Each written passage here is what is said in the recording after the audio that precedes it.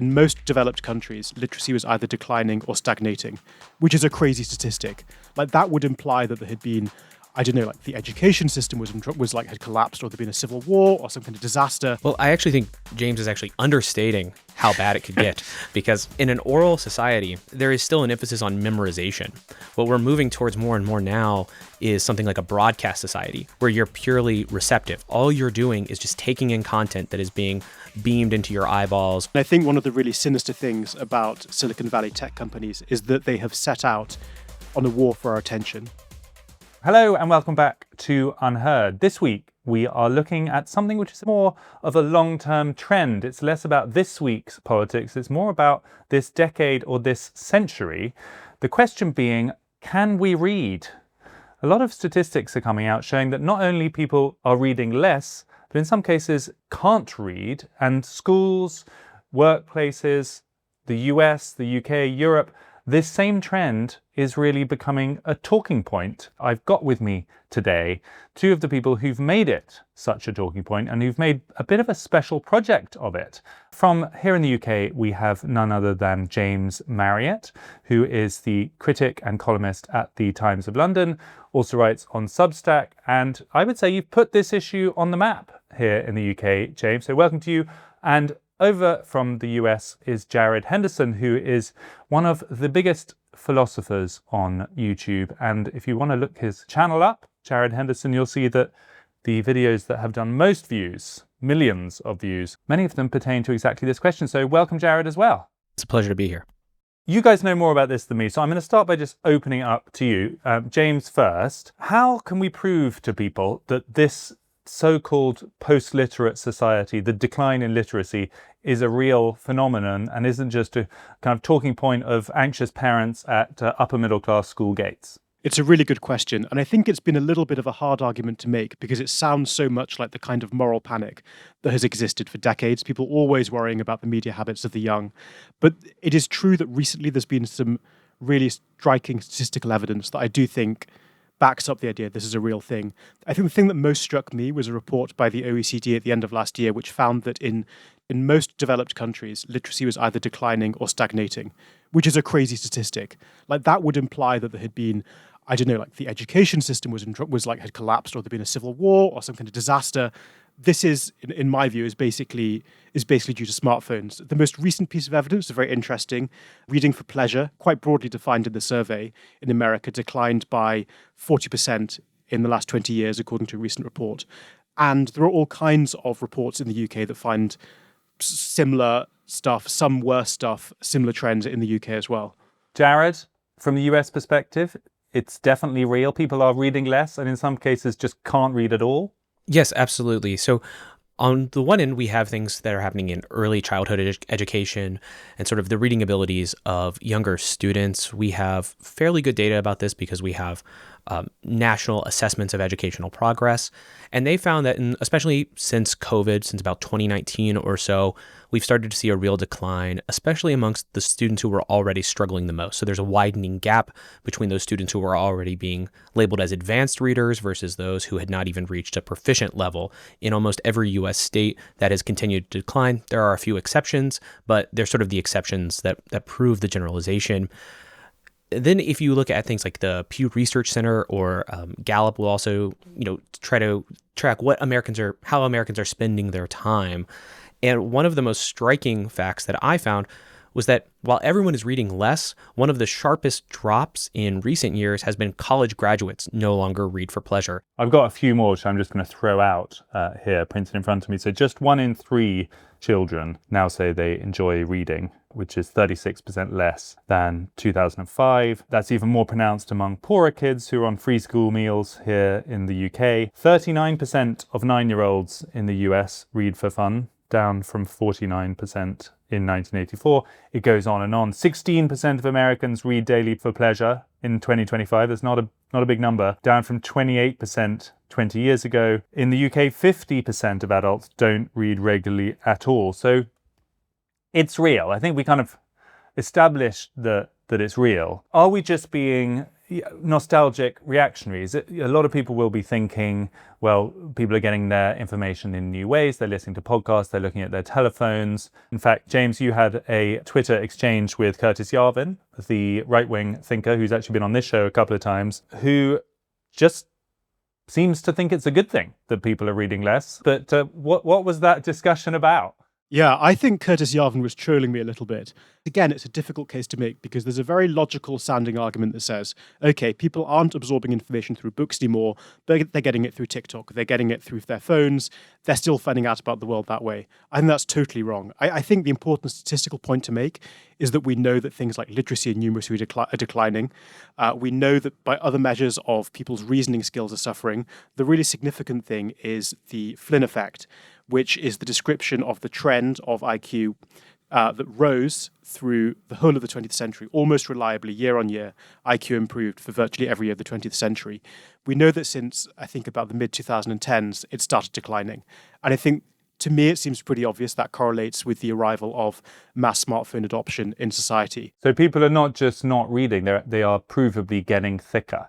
Yes. And I think that sounds like a sort of outrageous and, somewhat reactionary thing to say, but I think actually when you look at the way that information is structured in a book compared to the way that information is structured in a phone, it makes a lot of sense.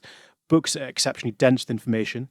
They're exceptionally dense with argument. Print requires us to make a logical case for a subject. A really significant feature of books is that if you make a case in print, you have to make it logically add up. You can't just assert things in the way you can on TikTok or on YouTube or on a podcast or in conversation.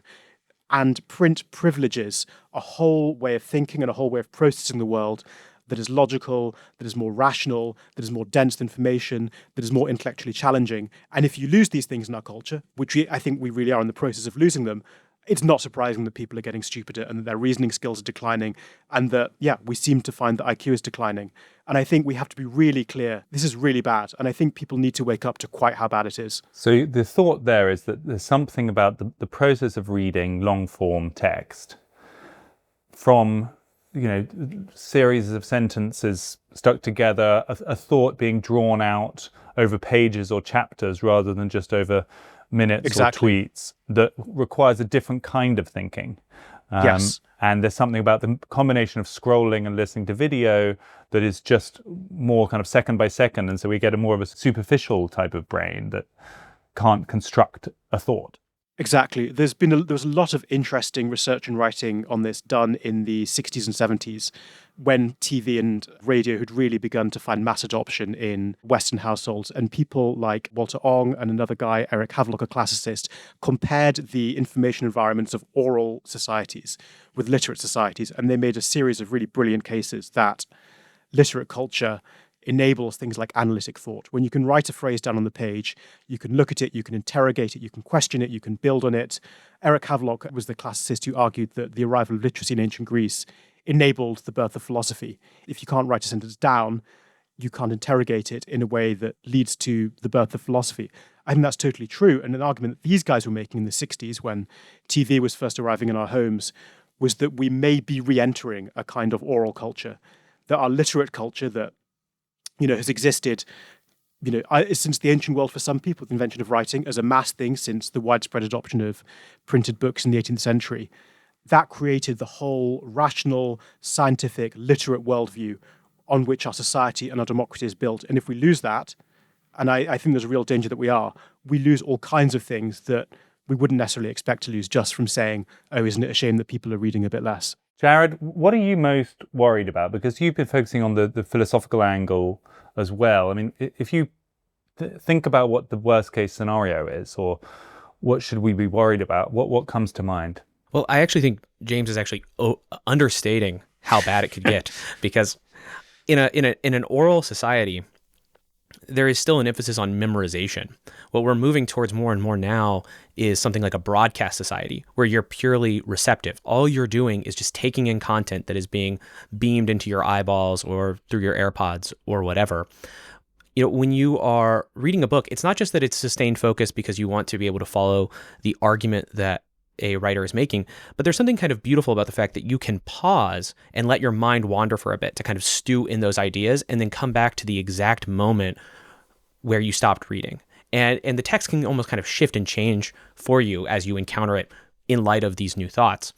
When you are watching something, and especially when you are always being offered an option to scroll away and go to something new, if you get just a little bit bored, it means you never have time to do that kind of mind wandering. There's really kind of two kinds of focus that we're losing. One of those is what James was mentioning, that sort of sustained focus on a text, but also mind wandering is what it's sometimes called, which is just the ability to let your mind kind of free associate some ideas and make interesting and novel connections that you can then go and sort of systematize or make more rigorous later, typically when you're writing.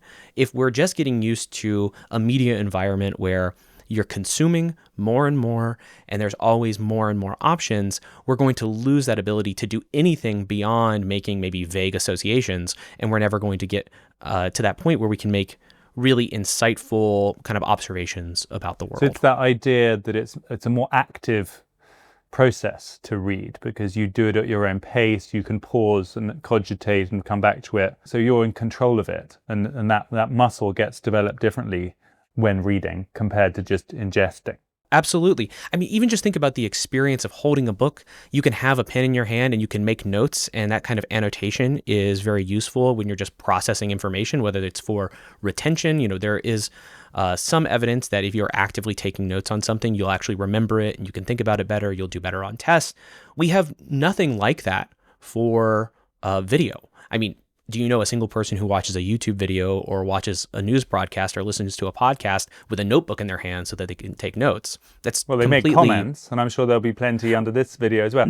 On which point, let me just throw a challenge to ourselves, because we haven't got Curtis or his equivalent on this conversation. Jared, you run a YouTube channel.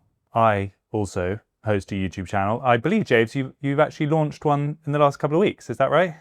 Yeah, a small and highly experimental YouTube channel. Okay, so there we go. Nonetheless. We're 3 YouTubers at this point.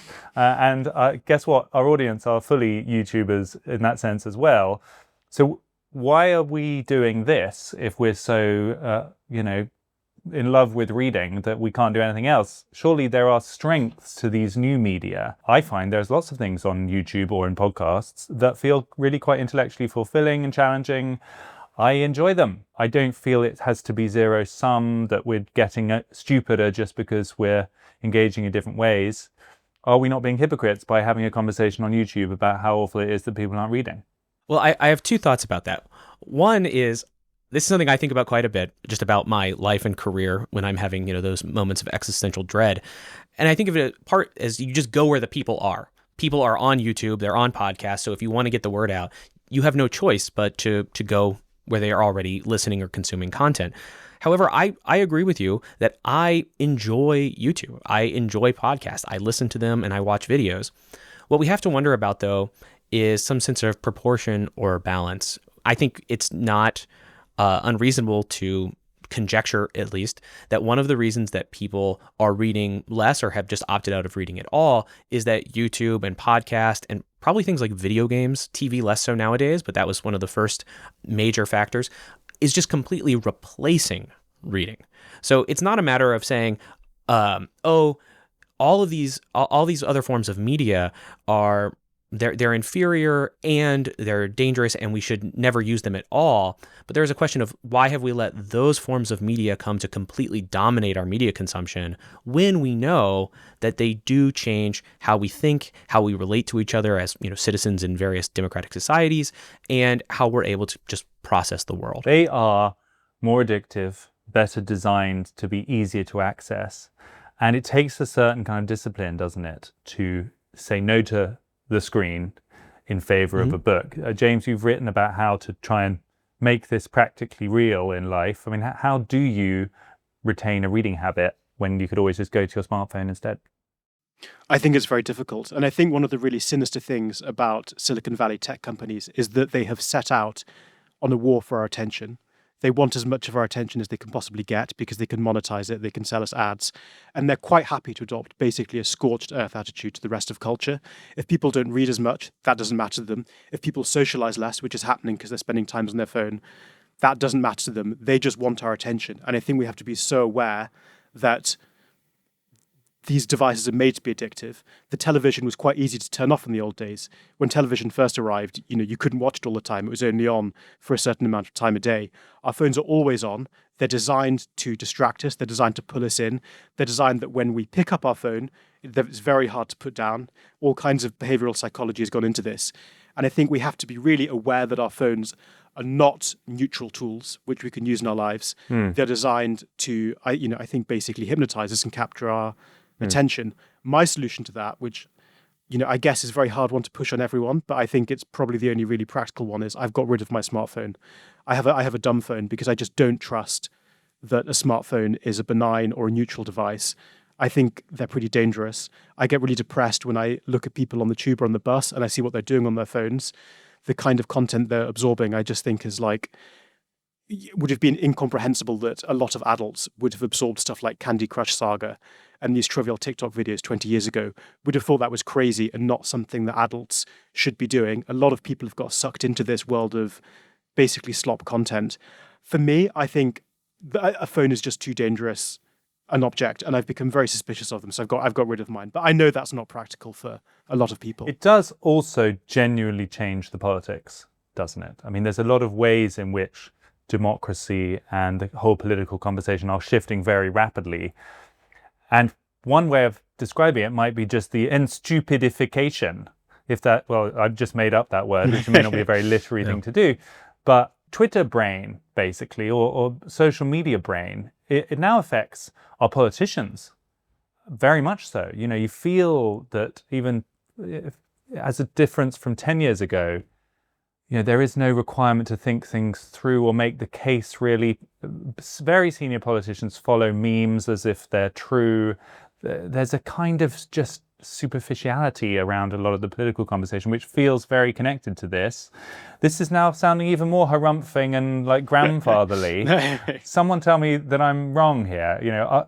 Is politics getting stupider, or is it even worse than that? Is it becoming gradually impossible to have a functioning democracy? Jared, how bad could it be? I don't want to say that democracy is impossible now, but that might be just my optimism. There are at least a few advantages. One of them is that new and interesting ideas can spread very quickly. The big problem, though, with how ideas spread online, and anyone who has a YouTube channel that does fairly well will tell you this, if you go negative, you will get more clicks and you'll get more views almost immediately. And so it does have a spin to it. We're always primed to kind of look for the bad angle to it. We're trying to deliver bad news. And while those dynamics have existed for a very long time, there's a really great book about this called The Attention Merchants by Timothy Wu that's certainly worth reading for anyone who cares about this. Is essentially, clickbait was invented by 19th century newspapers. They had the same techniques, but it's a problem of scale online, and you can still usually get people to read more moderated or thought through takes, in a newspaper or as an online article. Just my experience making a YouTube video versus writing on Substack is that on YouTube, I have to think, am I grabbing your attention with the title? Is there some kind of negative spin that's going to make you care about it? But on Substack, I could be a little more literary or a little more vague and trust that people are willing to at least kind of take the initial jump and see if the idea is worth exploring with me. On YouTube, that stuff basically just dies. And I think it's the same on Twitter. It's very negative, and it also encourages the kind of quick, pithy comeback or put down rather than a sustained response to anyone that you disagree with. Neil Postman would highlight the fact that in American politics, one of the high points was the Lincoln-Douglas debates, where these debates were 3 hours long, and the opening statement was often an hour long, and then they would alternate on days. So the audience had to be kind of committed for the long haul, and thousands of people were able to attend this, and then print versions of it actually sold quite well. Americans wanted to read that. Now, any kind of political debate you can imagine is usually crammed into an hour of television, and it might have 7 candidates if it's maybe the primaries in the United States. And really what they're aiming for are quick clips that can then be shared on Twitter, on TikTok, and on YouTube. So they need to condense their thoughts down to maybe 30 seconds. That's just not where good policy is going to be made. It's not where compromise is going to be found. I think on the whole, it is quite negative, but let's hope democracy is not completely dead because of it. So who benefits from this? I mean, let's just allow ourselves to get even darker and possibly conspiracy adjacent here. If James is right, and I think he is, that the technology companies don't really care if people become stupider as long as their attention remains on their platform, don't you move towards a kind of oligarchy that's ever smaller of people who are controlling these platforms?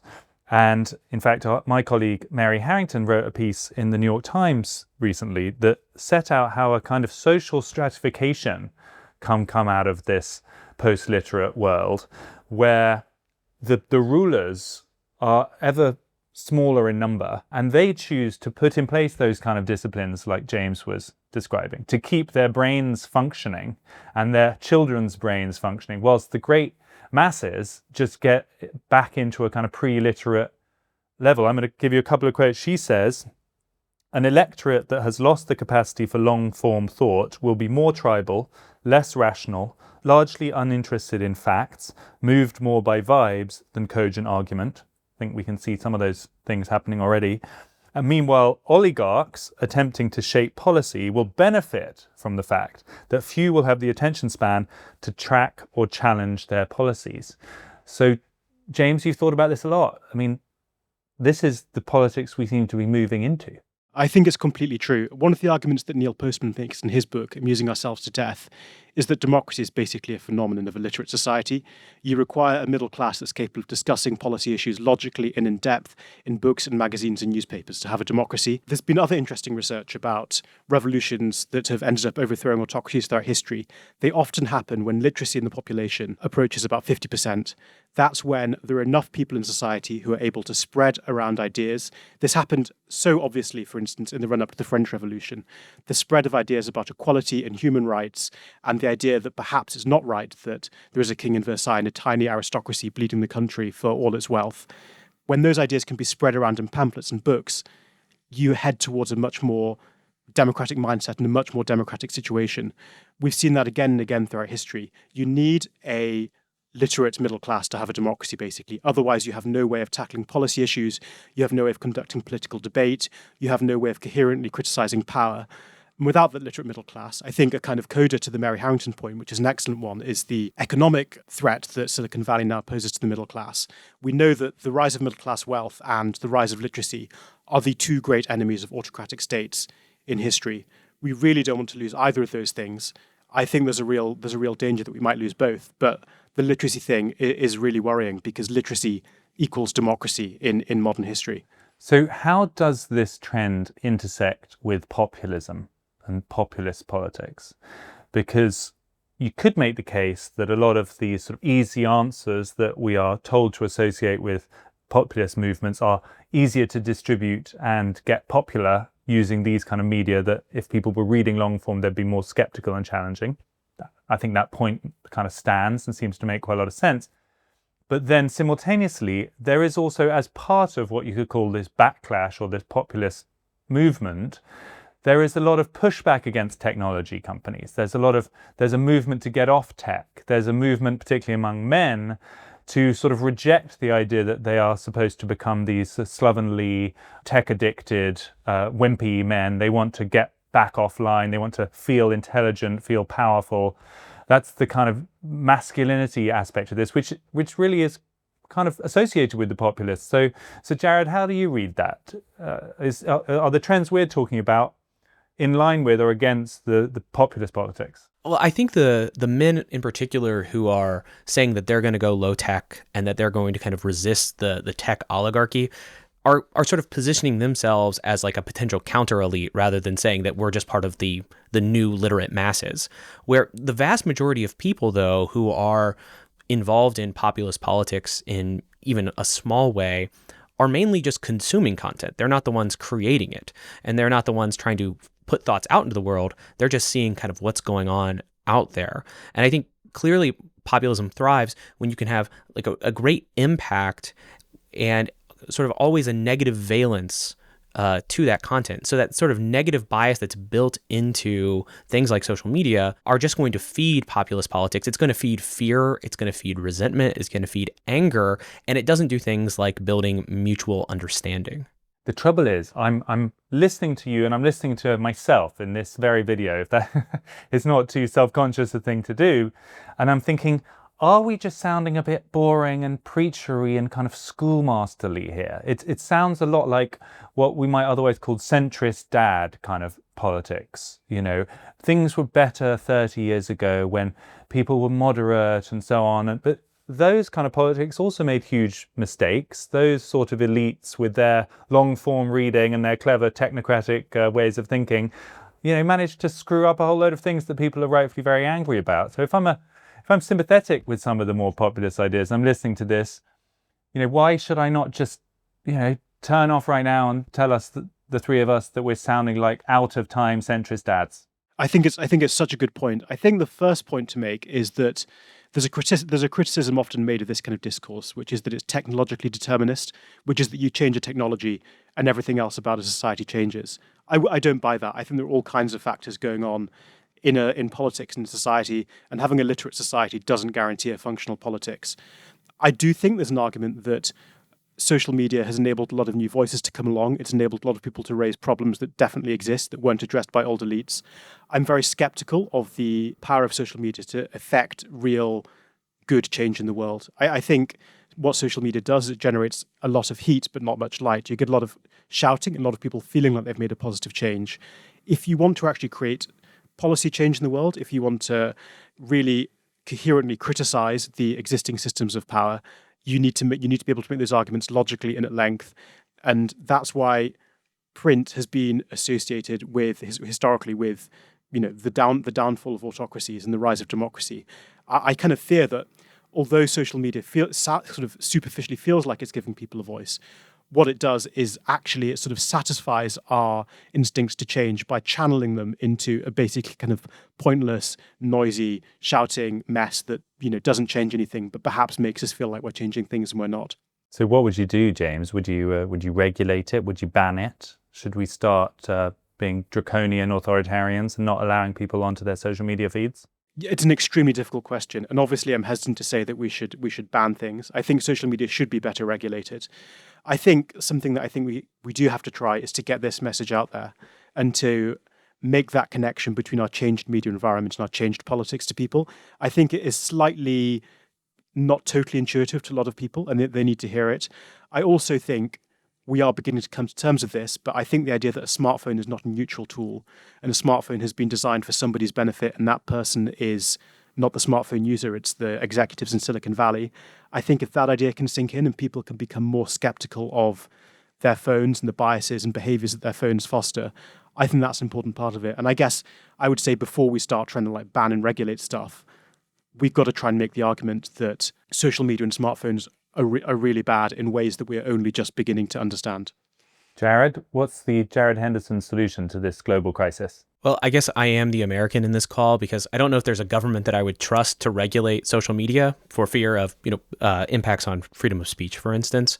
I really worry that in sort of building up fear about social media, which I do think is something we need to take seriously, we are possibly laying the foundations for very draconian regulations on what should be considered ordinary political discourse or just regular expression. And so I tend to encourage people to take a sense of ownership and agency over their own decisions, where social media and scrolling and things like this give you an easy way to spend your evening or to spend your day, an easy way to check out of your life. And I think that at root, we have to say that's actually not a very fulfilling way to live. It's not good for you. And actually, it's not even that pleasurable, all things considered. It feels pleasurable in the moment, but you always regret it, the next day. So I tend to emphasize the fact that building up literacy in the world is often a very boring task. In one video that I made, I highlighted the fact that Mississippi was able to make real progress on childhood literacy rates. And there's some very excellent research out of this. Like, for instance, a PhD student at the University of Toronto found that it only cost them like $15 million because they had very small, boring, common sense interventions for young children to help build their ability to read. And when it comes for adults trying to read more, well, it's just a matter of putting the phone down, finding ways to, lock it. I don't have a dumb phone like James, but I find ways to just lock my phone down for hours at a time. And then I make the decision easy for myself so that I can read more. So I'm someone who loves reading, and I still have to impose that kind of discipline. I know it's very hard to preach to a large crowd to say, hey, you all just need to be a little more disciplined and take a little bit more ownership or agency over your own lives. But I think that's actually the only way that we get out of a problem like this. To me, this idea that people are literally just forgetting how to read and our children are becoming stupider than our parents is just such a concrete proof somehow that the high points of this Western culture, if we can call it that, are behind us. And we are getting into some very messy downward path. Am I wrong? I mean, do you guys share that pessimism? Yeah, I certainly do. And I think you're right to say it. And I think the connection between literacy and civilization and literacy and a functioning culture is an important one to make. I wrote a piece a couple of years ago now, which I titled somewhat doomishly, The New Dark Ages. And I remember when I was a kid reading about the Dark Ages in history books and the idea that people literally lost the ability to read Latin and Greek texts, these amazing classics of the ancient world that have been passed down through a civilization for millennia. In the Dark Ages, people lost the ability to read them. That seemed extraordinary to me as a kid, and I couldn't imagine how it could happen. Talking to academics and reading other academics in journalism that's been published in The Atlantic and the New York Magazine, we're kind of seeing that. As the new generation of kids who we know are struggling to read, people like Dickens, people like George Eliot, Henry James, the classics of English literature that I grew up with believing were immortal. And we are really in danger of living through that Dark Ages moment when we just lose knowledge because we do not have the attention span to sustain it. And I think you're right, and I think that's so dangerous. And I think we But really James, have to sorry think, to interrupt, but are we in Go on. danger of it, or are we certainly headed towards it? I mean, the way you talk, I mean, not everyone is going to be James Marriott and buy a dumb phone. No, and I think it's true. And I don't want to say anything certain, but I do think that when I talk to academics at elite universities in the UK, and they're saying, I can't assign my kids not even long books anymore, books. I'm assigning my kids extracts now.